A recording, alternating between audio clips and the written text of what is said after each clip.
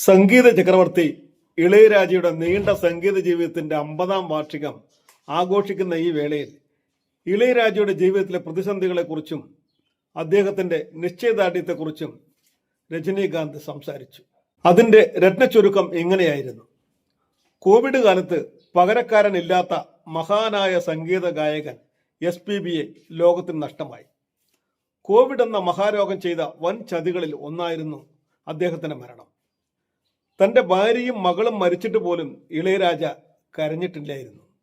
പക്ഷേ SPBയുടെ മരണം ഇളയരാജയ്ക്ക് താങ്ങാൻ കഴിയാത്ത ഒരു കൊടും വേദനയായിരുന്നു. കൂട്ടുകാരന് വേണ്ടി ആദ്യമായി ഇളയരാജ കരഞ്ഞു.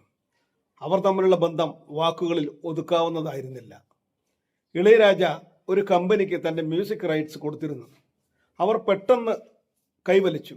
നിങ്ങൾക്ക് ഇനി പണമൊന്നും തരില്ല എന്ന് പറഞ്ഞു. ഇളയരാജ വിട്ടില്ല. കോടതിയിൽ പോയി വാദിച്ച് ജയിച്ചു.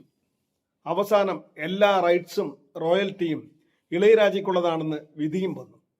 ഇളയരാജയുടെ അനുവാദമില്ലാതെ TV-യിലും കച്ചേരിയിലും സംഗീത പരിപാടികളിൽ ഒന്നും അദ്ദേഹത്തിന്റെ പാട്ടുകൾ പാടരുതെന്ന് ഉത്തരവിറക്കി. ഒരു രാത്രി 9 മണിക്കായിരുന്നു വിധി പ്രഖ്യാപനം വന്നത്. ആ സമയം അമേരിക്കയിൽ SPBയുടെ പരിപാടി നടക്കുകയാണ്. നിയമം എല്ലാവർക്കും ഒരുപോലെയാണ് എന്ന് SPBയോട് പറയാൻ ഇളയരാജ പറഞ്ഞു. SPB ദേഷ്യപ്പെടുമോ എന്ന് ചോദിച്ചപ്പോൾ, അങ്ങനെ ദേഷ്യപ്പെട്ടാൽ അവൻ എൻ്റെ സുഹൃത്തല്ല, പാട്ടുപാടുന്നത് നിർത്തി നാളെ വൈകിട്ട് വന്ന് എന്നെ നേരിൽ കാണുമെന്ന് ഇളയരാജ പറഞ്ഞു. പറഞ്ഞതുപോലെ തന്നെ സംഭവിച്ചു. SPB ഇനി ഇളയരാജയുടെ പാട്ടുകൾ താൻ പാടില്ലെന്ന് അനൗൺസ് ചെയ്തു.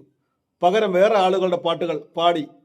പിറ്റേന്ന് വൈകിട്ട് SPB ഇളയരാജയുടെ വീട്ടിൽ വന്നു. അദ്ദേഹത്തെ കണ്ടു. അവരുടെ ചങ്ങാത്തത്തിന്റെ ബോണ്ട് അങ്ങനെയായിരുന്നു. ഇളയരാജ ജീവിക്കുന്നത് ഈ ലോകത്തൊന്നുമല്ല. അവർ സംഗീതത്തിന്റെ ലോകത്താണ് ജീവിക്കുന്നത്. ഇവിടെ ഇടയ്ക്കിടെ വന്നു പോകുന്നു എന്ന് മാത്രം രജനി പറഞ്ഞു. ഒരു ദിവസം ഇളയരാജയെ അത്രയും കാലം ജീവിച്ച പ്രസാദ് സ്റ്റുഡിയോയിൽ നിന്നും ഇറക്കി വിട്ടു. ഇനി അവിടെ റെക്കോർഡ് ചെയ്യാൻ പറ്റില്ലെന്ന് പറഞ്ഞു. അവിടെയും അദ്ദേഹം തലകുനിച്ചില്ല. അതേ റോഡിൽ തന്നെ ഒരു പ്രീമിയർ തിയേറ്റർ വിലയ്ക്ക് വാങ്ങി റെക്കോർഡിംഗ് സ്റ്റുഡിയോ ആക്കി മാറ്റി. ഇളയരാജ എന്ന് തന്നെ പേരും വിട്ടു, ബോർഡും വെച്ചു. നമ്മളറിയാത്ത ഒരു ഇളയരാജയുണ്ട്. ഈ കോപ്പിറൈറ്റ്സിലൂടെ ലഭിക്കുന്ന പണം പോലും അദ്ദേഹം എടുക്കുന്നില്ലത്രേ എന്നാണ് അദ്ദേഹത്തിന്റെ സഹോദരൻ ഗംഗയാമരൻ പറയുന്നത്. ആ ഇനത്തിൽ ലഭിക്കുന്ന പണം മുഴുവനും പണ്ട് അദ്ദേഹത്തിനോട് സഹകരിച്ച ഓർക്കസ്ട്ര അംഗങ്ങൾക്ക് വേണ്ടിയുള്ളതാണത്രേ. എന്തായാലും സംഗീതമുള്ള അത്രയും കാലം വരെ ഇളയരാജ എന്ന ആ പേര് നിലനിൽക്കുക തന്നെ ചെയ്യും.